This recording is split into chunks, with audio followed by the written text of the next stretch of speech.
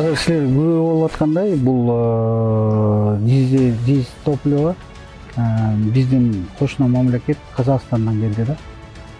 Бул болсо бүгүнкү күндө өзүңөр билесиңер, бул жана баягы ТЭЦте авария болгондо ошондо биздин кошуна мамлекеттер бизден звонок кылып сурашкан, эмне жардам керек деп.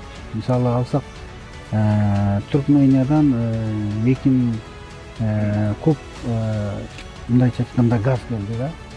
Ал Өзбекстандан 1000 баллон пропан баллон келди да, кошуна мамлекеттерден. Анан бул Казакстандан 2000 тонна дизель топливо келип атат. Азыркы күндө 1000 тоннасы азыр келди. Аркасынан дагы 1000 тонна келип атат дейт. Биз азыр ТЭЦке колдонобуз да. Жылына ТЭЦ 600-700 тонна дистопливо колдонот. Анан экинчи маселе, бул өзүңөр көрүп атасыңар, бул эмеге ТЭЦке көмүр тартканда жанагы машинелер балыкчыдан бери вагон менен тартабыз, кара кечеден балыкчыга чейин ошол машинелер менен тартылат.